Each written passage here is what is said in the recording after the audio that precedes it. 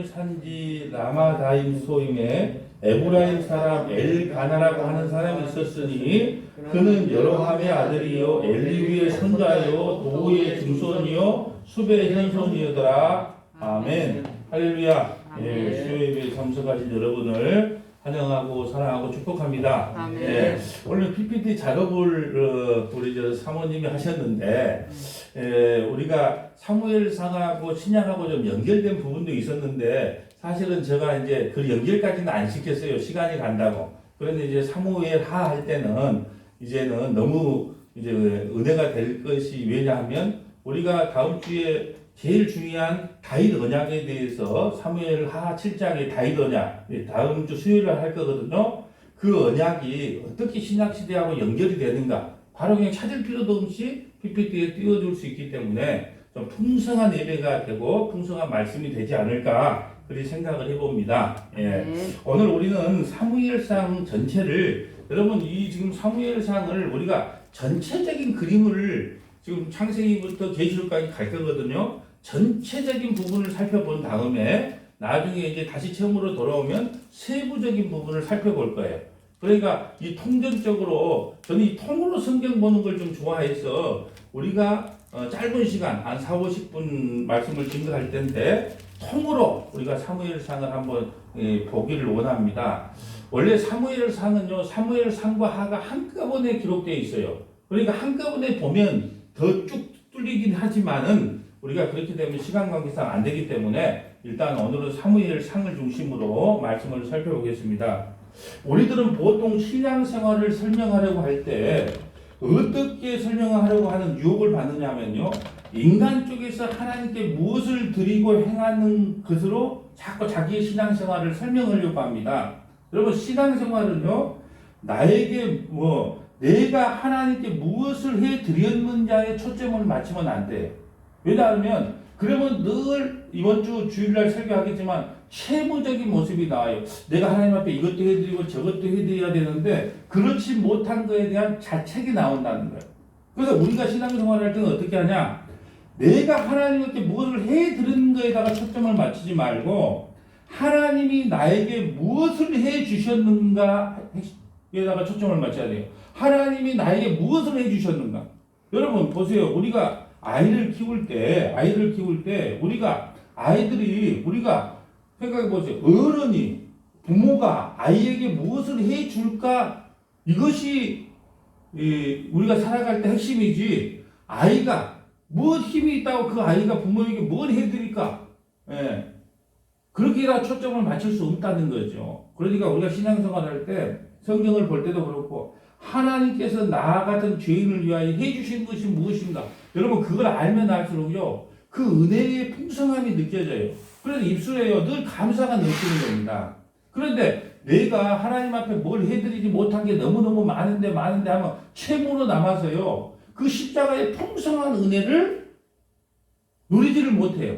늘 빚쟁이 모습으로 하나님은 오늘도 하나님 앞에 죄인으로 나왔습니다. 내일도 나올 겁니다. 모레도 나올 겁니다. 이 채무적인 모습으로 나온다는 거죠.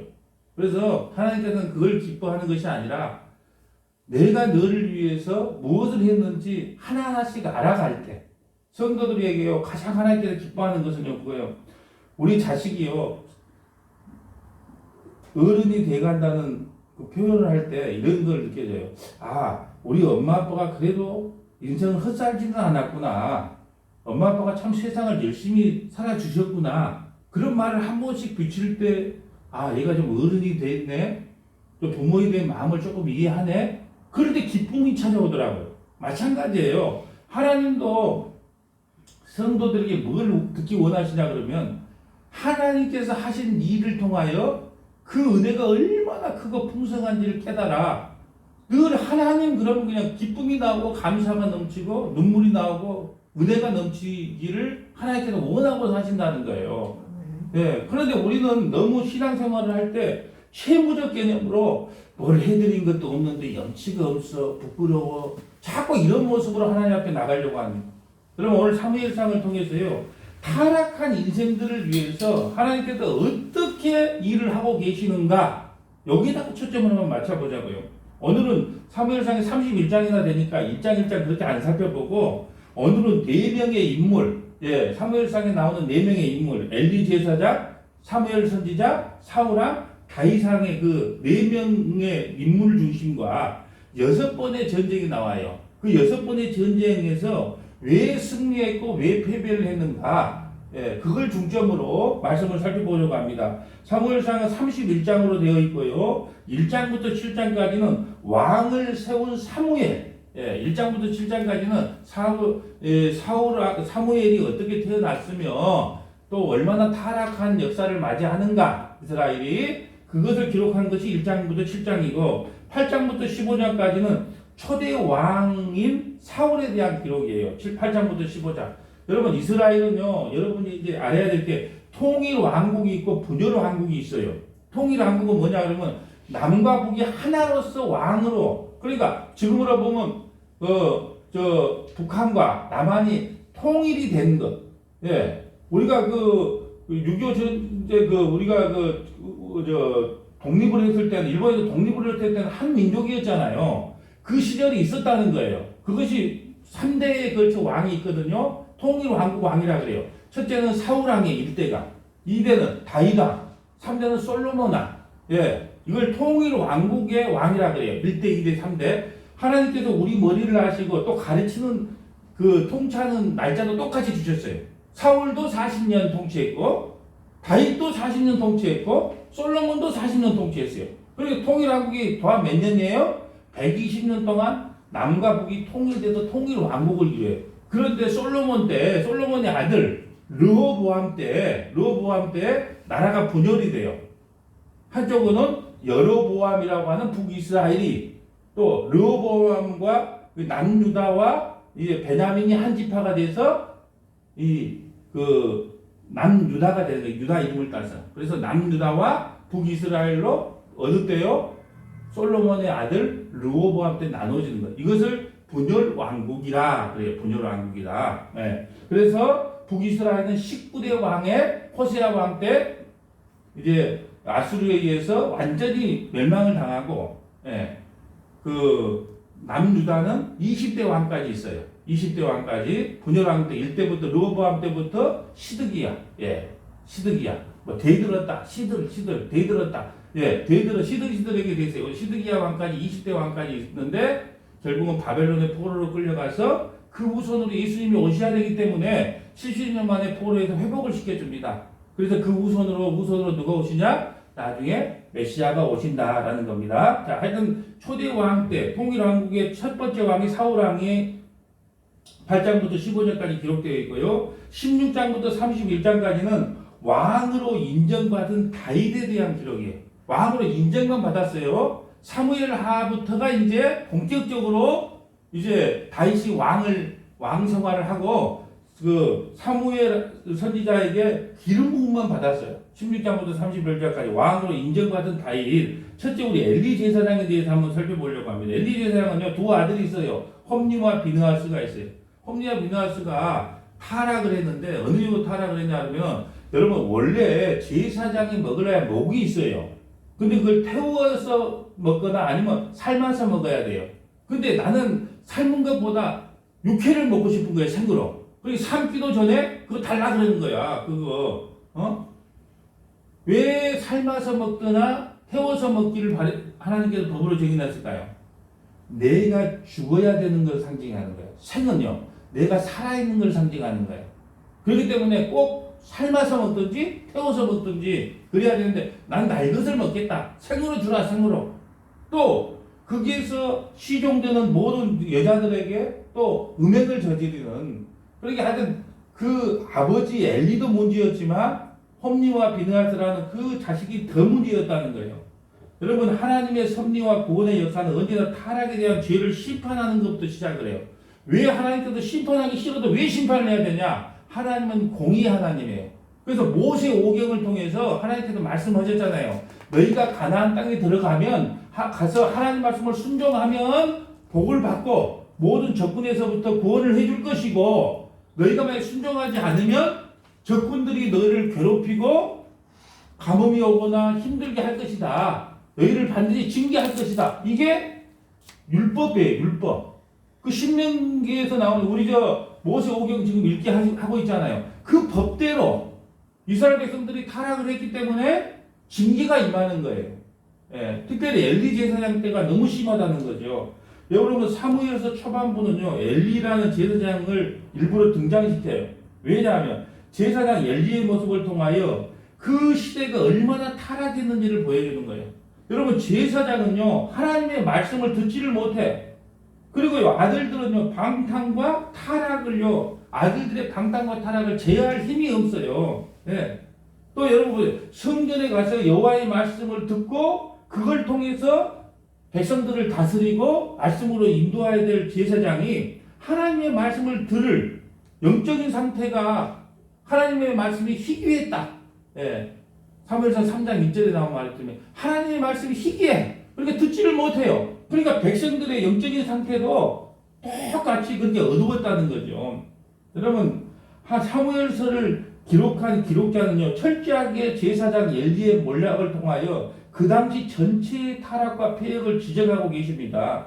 하나님과 맺은 언약을 파기하여 하나님과의 관계가 단절된 이스라엘 백성들이 얼마나 하나님 앞에 큰 범죄를 저질렀는지를 엘리 제사장의 몰락과 타락을 통해서 우리에게 보여주고 있다는 거예요. 여러분 오늘날도 마찬가지입니다. 오늘날도요 이 강대상에서 십자가와 예수 그리스도가 바르게 증거되지 않으면요 그 자체가 심판이라는 거예요. 왜냐 그러면은 여러분 이 복음을 통해서 내가 얼마나 큰 죄인인가를 알고 회개하고 예수 믿으라고 이 강대상에서 하나님의 말씀을 부어주거든요. 그런데 그 말씀을 하나님 말씀대로 뜻대로 전하지 않고 내 마음대로 전하거나 아니면은 성도들 귀에 기분 좋게 전해주는 말씀이 된다 그러면 그 자체가 곧 하나님의 심판이 임한 거라는 뜻입니다. 여러분 그래서 사무엘상 4장에 보면요 이스라엘 백성들에게 하나님의 영광이 떠났다고 이야기합니다. 그래서 1장부터 4장까지가 내용이 뭐냐? 엘리 제사장과 그 홈냐 그 아들 그 두 아들이 타락하고 멸망하는 사건으로 내용이 끝나는 거예요. 심지어는요 뒤에 가서 우리가 전쟁할 때 보겠지만요 하나님과의 관계가 깨졌기 때문에 언약궤까지 뺏겨버립니다. 블레셋에. 예. 그리고 나중에 엘리와 두 아들은 전쟁에서 죽고 엘리는 목이 부러져서 죽는 그런 비참한 생활을 맞이하게 되는 끝을 맞이하게 되는 겁니다. 이와 같이 하나님과 올바른 관계를 유지하지 못하면요 하나님이 떠나겠다. 이걸 지금 엘리 제사장을 통해서 우리에게 보여주신 거예요. 둘째는 사무엘 선지자입니다. 사무엘 선지자. 하나님은요 그 심판 가운데서요 하나님의 심판 가운데서도 희망과 소망과 하나님의 영광의 빛이 새어나오게끔 빛나게 합니다. 그런 심판 속에서도 하나님의 구원을 계속 진행시키게 나가기 위하여 한 사람을 부르는데 그 사람이 바로 이스라엘의 마지막 사사인 사무엘이에요. 사무엘. 여러분 사무엘은 엘가나라고 하는 제사장과 한나라고 하는 여인 사이에서 태어나요. 여러분 아기를 가질 수 없어서 하나님 앞에 기도함으로 그 사무엘 선지자가 태어나는 거예요. 자 엘리에게는 말씀이 중단되었지만 사무엘에게는요 하나님의 말씀이 임해요. 여호와의 말씀이 희귀한 그때에 누구에게 말씀이 임하냐 하면 사무엘에게 말씀이 임한다는 거예요. 사무엘에게. 예, 사무엘의 등장은요 하나님의 크신 복이 아닐 수가 없어요. 여러분 사무엘을 통하여요 이스라엘 백성들에게 회개의 역사가 일어납니다. 그 미스바 성이 알죠? 여러분 기도원 하면 미스바 기도원이 참 유명해요. 예, 많이 그 간판에 미스바 기도원이라고 많이 되어 있는데 이게 사무엘 선지자가요 이스라엘 백성들이 미스바에 모이게 해서 지금 우리가 엘리 제사장 때부터 우리들의 모습을 보니까 우리가 죄악에 빠져 살았고 이방인들을 의지하고 살았고 하나님의 말씀을 듣지 않고 살았다고 하면 회개 운동이 일어나는 거예요. 미스바에서. 그러니까 엘리 제사장을 통해서 타락한 이스라엘 백성들을 누구를 통해서요? 사무엘 선지자를 통해서 회복을 시켜줘요. 사무엘 선지자 하면 제일 유명한 말이 뭔 말이에요? 나는 너희를 위하여 기도를 쉬는 죄를 범하지 않겠다. 예수님께서 뭐라 그러죠? 베드로가 까불잖아요. 난 절대로 예수님 배반 안 합니다. 배반 안 합니다. 까불지 마. 내가 너에게 믿음이 떨어지지 않게 기도함으로 너를 구원시켜 주는 거야. 그러니까 지금도 예수님께서 우리를 위하여 하나님 우편에서 우리 성도 한 사람 한 사람을 놓고 중보 기도를 하고 계시기 때문에 우리가 세상 밖으로 떠나지 아니하고 예수를 믿을 수 있는 거예요. 그러니까 이 사무엘 선지자를 통해서 우리를 위해서 지금도 기도하고 계시는 그 예수님을 만나야 되는 거예요. 아멘. 네. 그러려고 지금 사무엘 선지자가 이 신앙적인 고백을 한 겁니다. 자, 셋째로 인간이 세워달라고 하는 사울 왕에 대해서 살펴보겠어요. 여러분, 장로들이요 열방과 같은 왕을 구합니다. 왜요? 다른 데 보니까요 왕을 세워놓으니까 왕을 통해서 나라가 뭐라 그러죠? 일사 생각이 안 나요. 하여튼 일사천리로 이렇게 그냥 말 한마디에 탁탁탁탁 이렇게 움직이는 거예요. 그걸 보고 아싸! 우리도 왕이 있어야 되겠구나. 왕이 있어야 우리나라가 부강할 수 있겠구나. 그래서 사무엘 선지자를 통해서 우리에게도 왕을 좀 세워주세요. 왕을 좀 세워주세요. 딱 그러는 거예요. 그러자 하나님께서 사무엘에게 이럽니다. 너를 버린 것이 아니고 이스라엘 백성들이 나를 버린 것이다 하면서 사람들이 원하는 왕을 세워주셔요. 여러분 우리가 이걸 알아야 됩니다. 시편 106편에 보면요. 이렇게 말해요. 하나님께서 너희의 기도를 들어주셨지만 입술을 파리하게 하셨다 그래요. 그건 무슨 말이냐 하면요. 하도 하나님의 이스라엘 백성들이 광야에 나와서요. 만나 갖고 못 살겠다, 만나 갖고 못 살겠다, 메추라기 좀 주라, 고기 좀 주라 하니까 고기를 갖다가 어디 정도 주냐면 1m 정도 쌓은 그 1m 정도 높이에 고기가 쌓이고 그 메추라기가 쌓인 것이요. 그 광야에 깔렸다니까요. 그러니까요. 맨날 메추를 먹는데 이 고기가 입에 낄 때 그 냄새도 싫고 입에 낄 때 하나님께서 나타나서 그들을 쳐서 진노해서 죽임을 당하게 합니다. 그러니까요. 기도응답을 받았다고 좋아할 것이 아니에요. 네, 기도응답은 들어주셨는데 입술이 파리하게 했다는 거예요. 네. 이와 같이 우리에게도 왕을 주세요 하니까 왕을 주긴 줬어요. 그런데 그 왕이 결국은 어떻게 되냐? 이스라엘 백성들을 더 힘들게 만들어버린 그런 지경에 이르게 됩니다. 사무엘상 8장 7절에 보면요. 자, 사무엘상 8장 7절 봅니다. 자, 얼마나 좋아요.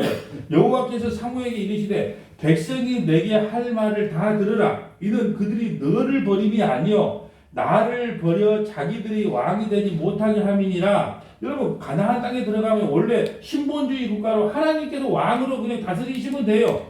그런데 왕을 달라 그러는 거예요. 내가 그들을 애굽에서 인도하여 낸 날부터 오늘까지 그들이 모든 행사로 나를 버리고 여러분 모든 행사로 애굽에서부터 출애굽 시켜주고 가나안 땅에 들어올 때까지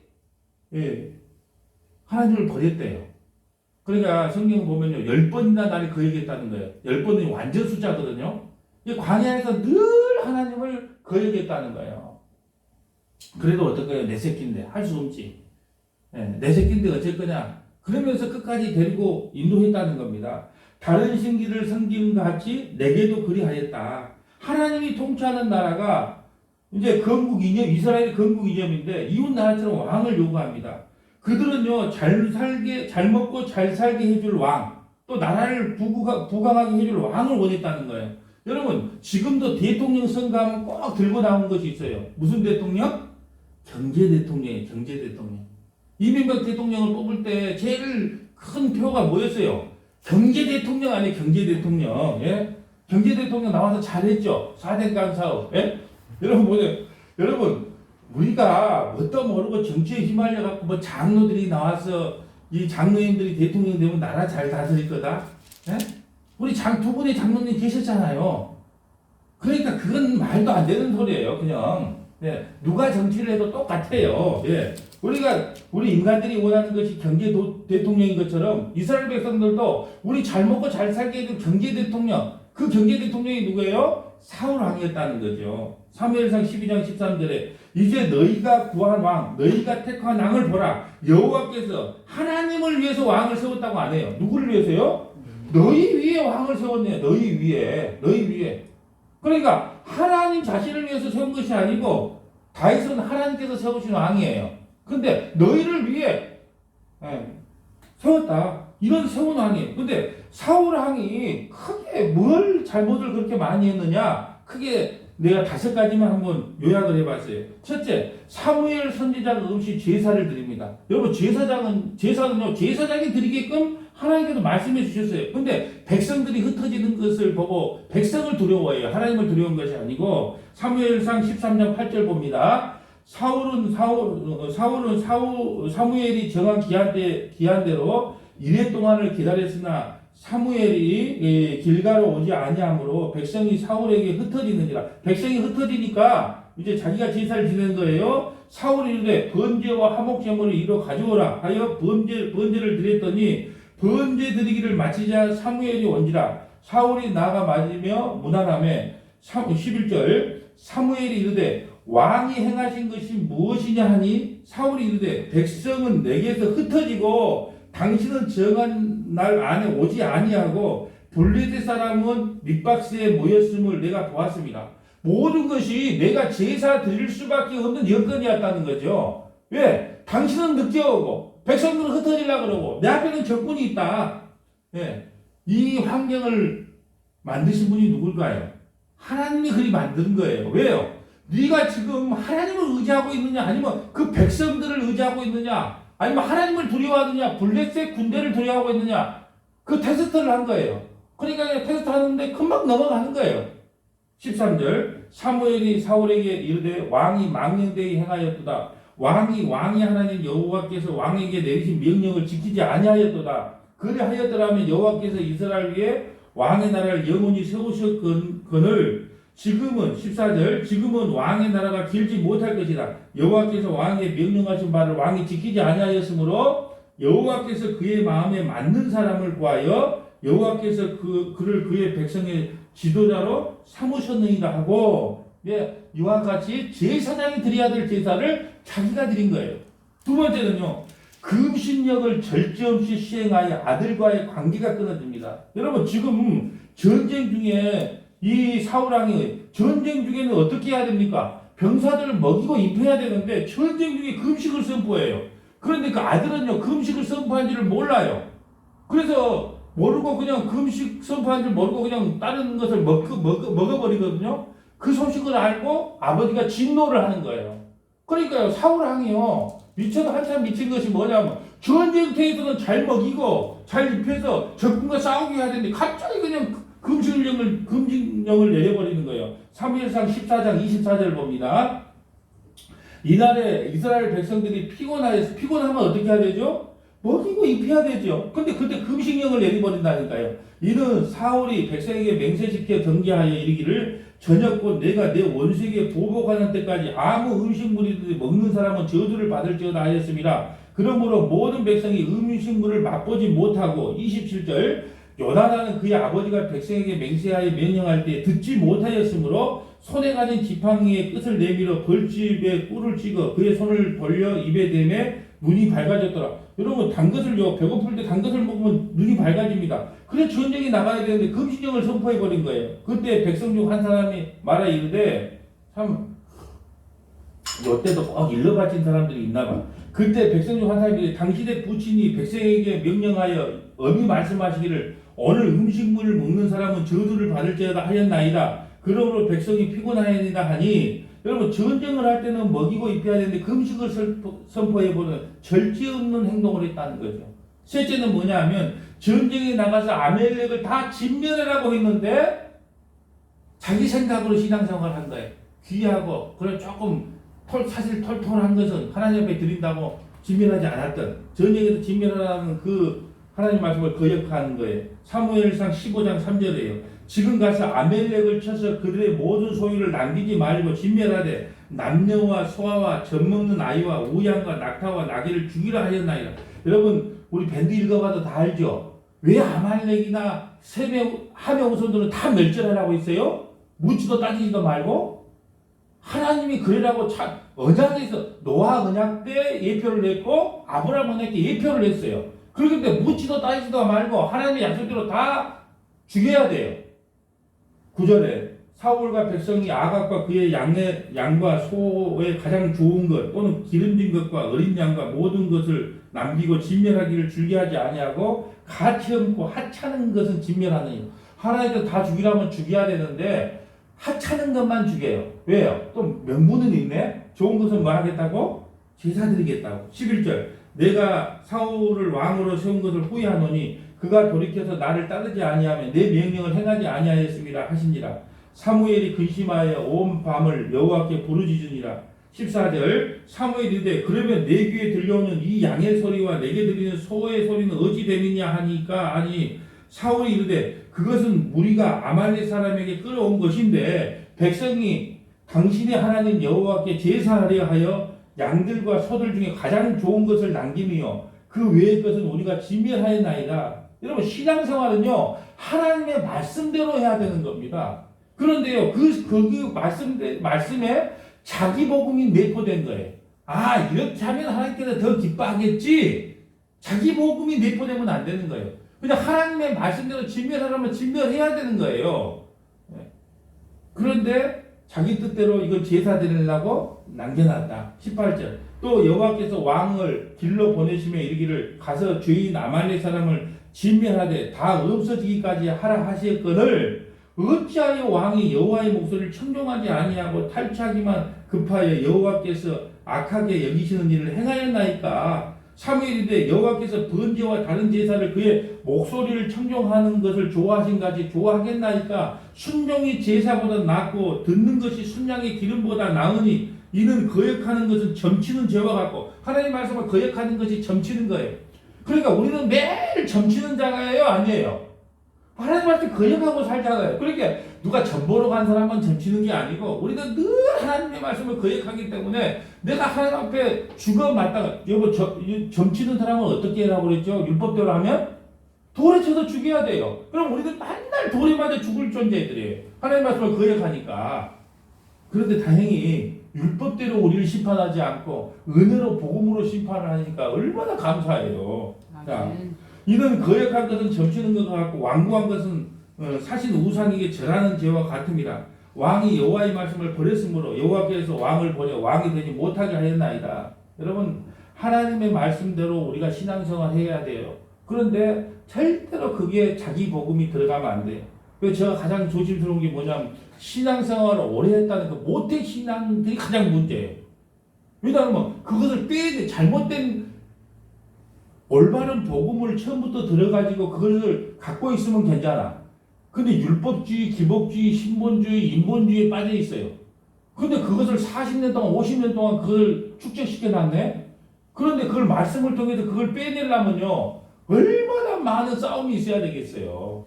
제일 힘든 거예요, 그게. 넷째로, 왜 사울왕의 실책이 뭐냐? 평생을요, 시기질투로 다윗 왕을 죽이는데요, 평생을 허비합니다. 여러분, 다윗 왕을 죽이려고 평생을 허비한 인생을 살아요. 블레셋과의 전투에서 다윗은 만만이요 사울은 천천히다. 이 말 때문에 평생을 다윗을 죽이는데 시간을 낭비해요. 여러분 우리도 마찬가지예요. 본질도 아닌 문제에 목숨을 건 사람들이 많아요.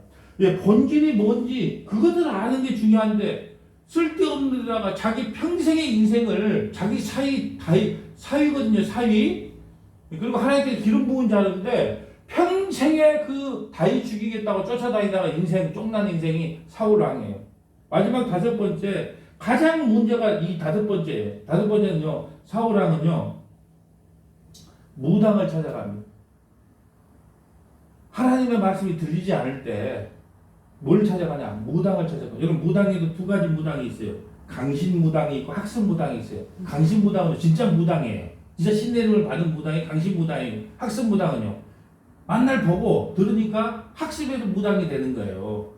여러분 근데 내가 그래서 우리도 그러잖아요. 예수 믿기 전에는 예전에 누가 용안하더라 그럼 그 절주에 한번 가볼까 그런 생각 하잖아요. 에? 그런데 여러분 보세요. 자기네들이 그렇게 미래를 잘 보면 광명시에다가 지금 땅을 사야지요. 달러빚을 내더라도 무슨 저 정보산 밑에 가가지고 돈 10,000원 20,000원 받으면서 점을 봐줄 겁니까? 그런 생각 안 드세요? 여러분 저는 예수 믿기 전에 사람의 관상학을 좀 이렇게 책을 통해서 좀 본 적이 있어요. 예수 믿기 전입니다. 예? 그럼 뭐 턱이 뾰족한 사람은 사람들을 찌른다. 턱 뾰족하고 광백 때문에 나온 사람들은 별로 안 좋다. 예? 그리고 입꼬리가 올라간 사람들은 복이 없다. 예? 예. 예. 그리고 얼굴이라든지 몸에 막 이렇게 그 점이라든지 이렇게 피부가 깨끗하지 못한 사람은 팔자가 좀 세다. 왜?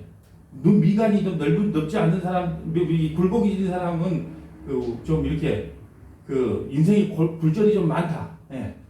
뭐 그런 얼굴 보면 그래. 그래서 아니 그거 얼마나 머리가 좋은가. 아니 그거 책을 한 권 읽었을 뿐인데, 아니 그것을 안 보려고 해도 그것이 한 권 읽었는데 그것이 눈에 보이는 거예요. 그래서 여러분, 그런데 예수 믿고 나면 뭐 턱이 뭐 뾰족하든지 광대뼈가 튀어나왔든지, 예? 뭐 입술이 올라가든지, 뭐 피부가 뭐 이게 뭐 이렇게 좀 지저분하든지 아무 상관없어요. 왜요? 이미 예수 피로 우리를 덮어버리기 때문에 그건 보지도 만지도 안 해요. 예. 그러니까 괜히 얼굴 보고 싶으면 나한테 오세요. 내가 한 권 읽은 거 있으니까 그걸로 대충 맞아요. 그러니까 여러분 보세요. 그런 거 믿지 말라는 거예요. 근데 사울왕이 지금 무당을 찾아갔다는 거예요. 근데 무당을 찾아가는 참 용한 무당을 찾아갔어. 누가 나와요? 죽은 사울왕이 또 탁 등장을 하네.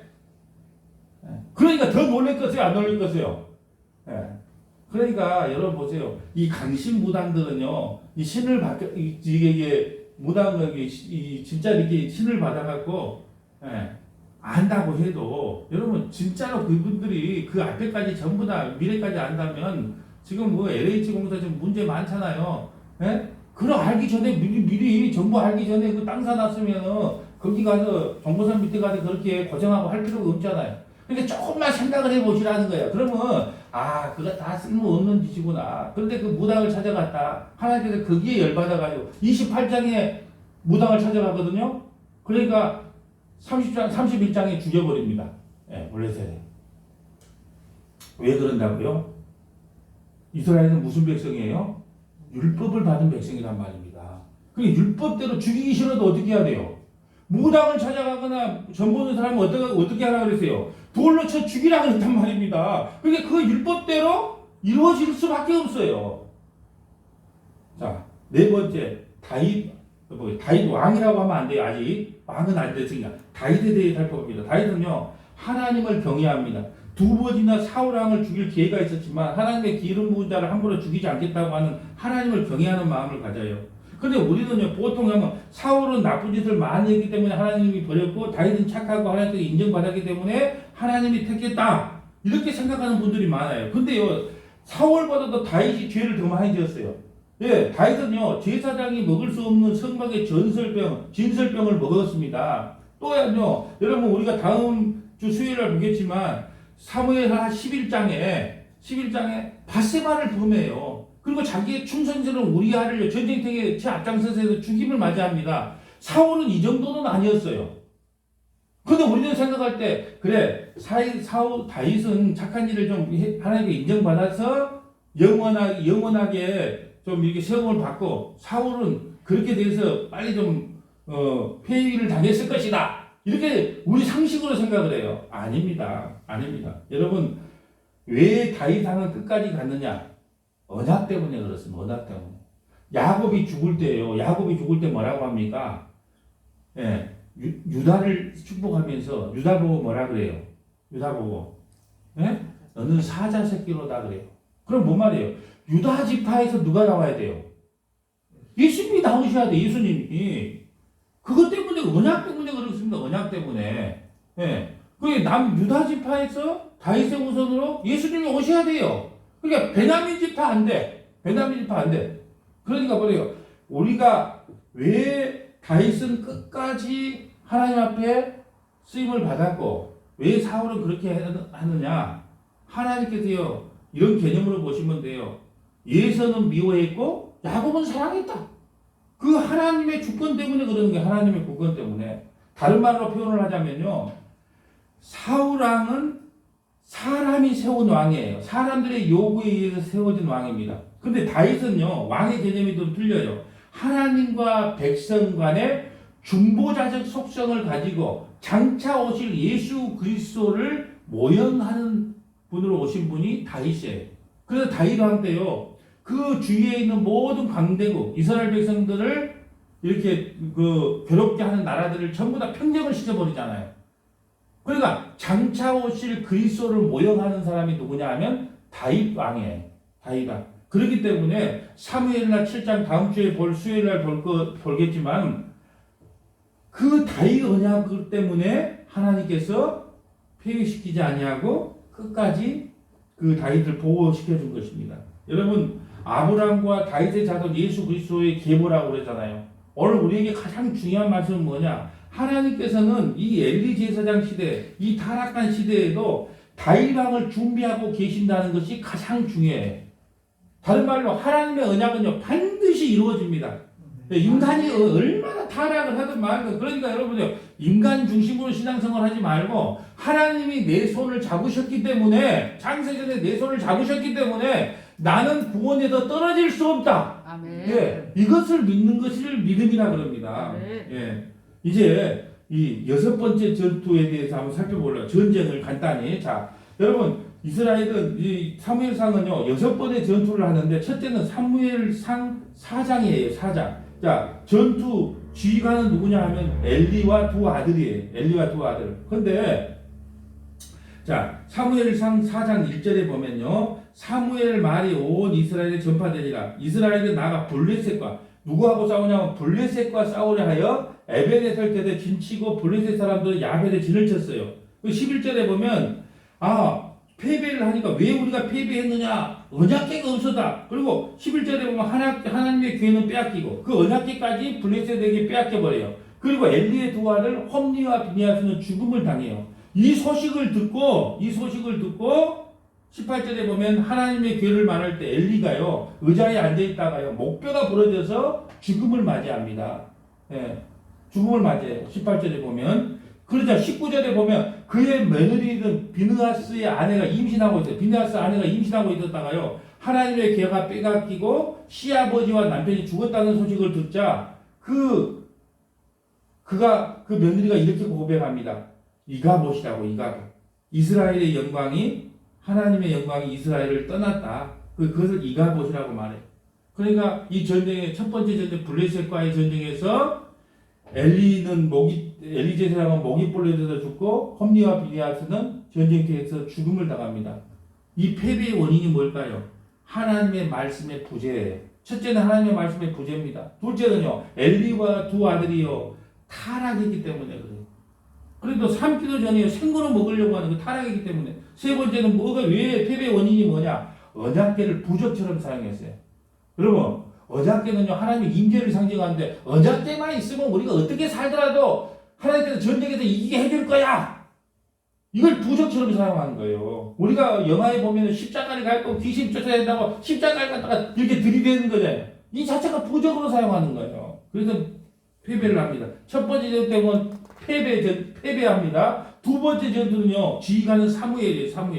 사무엘. 예, 블레셋과의 2차전입니다. 2차전. 블레셋과의 전투에서 승리를 해요. 그 승리의 원인이 뭐냐? 사무엘하 7장 3절에 사무엘이 이스라엘 온 족속에 말하기를 만일 너희가 전심으로 여호와께 돌아오려거든 이방 신들과 아스타독을 너희에게도 제거하고 너희 마음을 여호와께 향하여 그만을 섬기라. 그리하면 너희를 블레셋 사람의 손에서 건져내리라. 예. 이에 이스라엘 자손이 바알들과 아스타독을 제거하고 여호와만 섬기니라. 승리의 원인을 지금 이야기해요. 여호와만 섬기니라. 5절 사무엘이 이르되 온 이스라엘은 미스바로 모이라. 내가 너희를 위하여 여호와께 기도하리라. 미스바에 모여서 회개 기도를 합니다. 우리가 엘리 제사장 때는요 하나님 말씀을 듣지 않았습니다.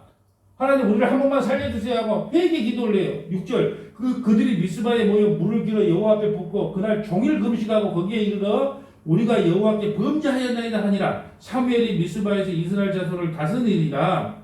12절에 보면 사무엘이 돌을 차여 미스바와 산 사이에 세워 이르되 여호와께서 여기까지 우리를 도우셨다 하고 그 이름을 에벤에셀이라. 여기까지 우리를 도우셨다. 13절 이에 블레셋 사람들이 굴복하여 다시는 이스라엘 지역 안에 들어오지 못하였으며 여호와의 손이 사무엘이 사는 날 동안에 블레셋 사람을 막으심에 블레셋 사람들이 이스라엘에 빼앗겼던 성읍이 에그론부터 가드까지 이스라엘에게 회복되니 이스라엘이 그 사방 지역을 블레셋 사람의 손에서 도로 찾았고 또 이스라엘과 아모리 사람 사이에 평화가 있었더라. 승리의 원인이 뭐예요? 미스바에서 대회개 운동을 한 겁니다. 그 두 번째는요, 하나님의 도우심, 에베네셀의 하나님, 여기까지 도우시는 하나님, 하나님의 도우심을 구했다는 거예요. 세 번째는요, 기도를 통해서 영적인 전쟁은 기도를 통하지 않으면 안 되구나. 그것을 우리에게 보여줬어요. 그래서 두 번째 전투는 승리로 끝납니다. 그 지휘관이 누구요? 사무엘이에요. 세 번째 전투예요. 요나단과 블레셋의 전투, 3차전이 벌어집니다. 요나단은 누구예요? 사울의 아들이에요. 사울의 아들 요나단. 여러분, 요나단과 다윗을 보면서요, 예수 그리스도와 교회의 관계를 알아야 돼요. 다 지금 시간이 없기 때문에 다 설명할 수는 없지만 다윗은 누구를 모형하고 있냐? 장차 오실 예수 그리스도를 모형하고 있어요. 사울의 아들 요나단은요, 교회를 모형하고 있어요. 그들의 끈끈한 우정은요, 아무리 아버지가요 막으려고 해도 막아지지가 않아요. 끊으려고 해도 끊을 수가 없는 거예요. 그 다윗과 요나단의 사이가 그렇다는 거예요. 교회와 예수 그리스도가 그런 관계라는 거예요. 제가 오늘 마태복음 19장 하면서 결혼에 대해서 이야기했잖아요. 하나님께서 한번 맺어준 것은 절대 사람이 끊을 수 없다. 이 말은요, 한번 결혼한 것 사람이 절대로 끊을 수 없다. 그 말이 아니고 교회와 예수 그리스도는 절대 이혼할 수 없다는 뜻이에요. 예? 아멘. 예, 그것을 설명해 주는 거예요. 그 요나단과 다윗을 통해서 우리는 그걸 알아야 됩니다. 자, 이제 3차 전투는 어떻게 되냐? 사무엘상 14장 6절 나와요. 자, 요나단이 자기 무기 든 소년에게 이르되, 여러분 그때 칼 잘 본 사람이요, 사울왕하고 요나단밖에 칼이 없어요. 나머지는 무기가 뭐였을까요? 꽃갱이, 예? 또 나무 작대기, 그거였어요. 예, 그 무기가 없었다니까요. 그런데 우리가 이 할례 받지 않은 자에게 건너가자. 여호와께서 우리를 위하여 일하실까 하노라.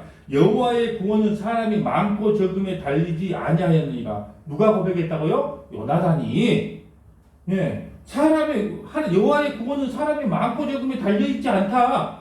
그 부대 사람들이 요나단과 그의 무기 든 자에게 이르되 우리에게 올라오라. 너희에게 보여줄 것이 있느니라 한지라. 요나단이 자기의 무기 든 자들에게 이르되 나를 따라 올라가라 오라. 여호와께서 그들을 이스라엘 손에 넘기셨느니라 하고 요나단이 손발로 기어 올라갔고 그 무기를 든 자도 따라갔더라. 무기 든 자는요, 한 사람 종이 따라갔는데 아마 막대기 들고 가. 왜? 칼은 사울왕하고 다윗밖에 요나단밖에 없거든요. 블레셋 사람들이 요나단 앞에 엎드려 무기를 든 자가 승리함에 죽었으며, 승리의 원인이 뭘까요? 하나님에게 이런 고백을 하나, 전쟁은 하나님께 달려있기 때문에 사람의 숫자가 승패를 좌우하지 않는다는 그 신앙적 고백이에요. 두 번째는요, 하나님께서 그들을 우리 손에 넘겼다고 하는 신앙적 고백이에요. 그것 때문에 3차전은 어떻게 해요? 승리로 끝납니다. 이제 4차전은요, 주의관은 사울이에요. 예, 적군은요, 아말렉이에요, 아말렉. 근데 아말렉과의 전투에서 승리했지만 졌어요. 무슨 말이냐? 전투에서는 승리했는데 영적으로는 졌단 말입니다. 무슨 말이냐? 다 진멸하라고 했어요. 근데 아말렉을 쳐서 무찌르기까지는 했는데 승리는 했는데 영적으로는 졌어요. 다 진멸하지 않고 좋은 것은 제사 드린다고 갖고 있었다는 거죠. 사무엘상 15장 3절 봅니다. 지금 가서 아말렉이 쳐서 그들의 모든 소유를 남기지 말고 진멸하되 남녀 소와 젖 먹는 아이와 오양과 낙타와 나귀를 죽이라 하였나니. 자 22절로 바로 넘어갑니다. 22절. 사무엘이 이르되 여호와께서 번제와 다른 제사를 그의 목소리를 청종하는 것을 좋아하신 같이 좋아하겠느냐? 예, 순종이 제사보다 낫고 듣는 것이 순양이 기름보다 낫다. 그러면서 사무엘상 16장에 보면 여호와께서 사무엘에게 이르시되 그의 용모와 키를 보지 말라. 내가 이미 그를 버렸노라. 예, 사울왕을 용모와 키가요 대단했는데 그를 버렸대요. 내가 보는 것은 사람과 같지 아니하니 사람은 외모를 보거니와 나 여호와는 중심을 보느니라. 승리했지만 패배한 이유가 뭐예요? 순종하지 않았다. 첫째는 순종하지 않았다. 두 번째는요, 제사장의 의무를 대신 감당했다. 다섯 번째 전투. 지휘관은요, 실제적으로는 사울이지만 실제로 전투에 나간 사람은 다윗이에요. 그러니까 지휘관은 사울이지만 실제 전투에 나간 사람은 다윗인데 블레셋과의 전투에 제일 유명한 전투죠. 골리앗과의 전투에 이때요 골리앗을 물리치는 순간 이때부터 행복 끝 불행 시작, 고생이 시작됩니다. 자, 사무엘상 17장 2절 봅니다. 사울과 이스라엘 사람들이 모여서 엘라 골짜기에 진치고 블레셋 사람들이 대하여 전열을 벌였으니, 자, 쭉 넘어가 볼게요. 자, 그 34절 봅니다. 다윗이 사울에게 말하되 주의 종이 아버지의 양을 지킬 때 사자나 곰이 와서 양떼의 새끼를 물어가면, 35절, 내가 따라가서 그것을 치고 그 입에서 새끼를 건져냈고 그것이 얼마나 나를 해하고자 하면 내가 그 수염을 잡고 그것을 쳐 죽였나이다. 예. 36절, 주의 종이 사자와 곰도 쳤음즉 살아계신 하나님의 군대를 모욕한 이 할례받지 않는 블레셋 사람들이니까 그가 그 짐승이 하나같이 됐다. 그럼 블레셋의 이 최소한의 골리앗의 키가 어느 정도냐? 3m 20이에요. 최소 3m 20. 3m 20 하니까 생각나는 게 없어요? 농골대가 3m 20이에요. 그러니까 키가 3m 20이면 이 덩크슛은 할 필요도 없어. 키가 그 정도인 게. 그런데 그 싸움에서 47절까지 쭉 가봅니다. 47절. 자, 좀 바쁘네. 저 47절. 또 여호와의 구원하심이 칼과 창에 있지 아니함을 이 무리에게 알게 하리라. 전쟁은 여호와께 속한 것인즉 그가 너희를 우리 손에 넘기시리라. 48절. 블레셋 사람이 일어나 다윗에게 마주 가까이 올 때 다윗이 블레셋 사람을 향하여 빨리 달림에 손을 주머니에 넣어 돌을 가지고 물매를 던져 블레셋 사람 이마에 치매 돌이 그 이마에 박히니 땅에 엎드려진다. 예, 다윗이 같이 물림과 돌로 블레셋 사람을 이기고 그를 쳐 죽였으니 자기 손에는 칼이 없더라. 다윗이 달려가서 블레셋 사람을 받고 그의 칼을 그 칼집에 빼내어 그 칼로 그를 죽이고 그의 머리를 베니 블레셋 사람들이 자기 용사의 죽음을 보고 다 도망한다. 여러분 골리앗이 얼마나 자신 있는가 이렇게 말하는 거예요. 야, 우리 1대1로 싸우자는 거예요. 1대1로. 그러면 여러분 사울왕도 키가 좀 있고 좀 외모가 준수한 사람이요. 근데 게임이 안 되는 거예요. 근데 매일 아침마다 눈 뜨면 와서 야 누구 나와서 싸울 사람 없냐, 또 다음날 가면 누구 싸울 사람 없냐. 왜냐하면 맞짱을 떠서 누가 이기든 간에 이기면은 그냥 진 걸로 하자. 근데 맞짱 뜰 사람이 없어. 그럴 때 벤또 가지고 형들 그 식사 대접 한다고 벤또 가지고 갔다가 그 골리앗을 만난 거예요. 골리앗을 만났는데 뭐 무기가 있는 것도 아니에요. 그냥 평상시 그냥 본인이 쓰던 무기 그 돌로 만든 그 물맷돌로 가지고 이마를 맞춰서 무너뜨려 버리는. 여러분 이 사건 이후로요 참으로 인생의 쓴맛을 봐요.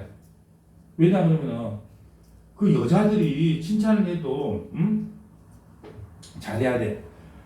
사울이 죽인 사람은 천천히요, 다윗이 죽은 사람은 만만히요. 그래.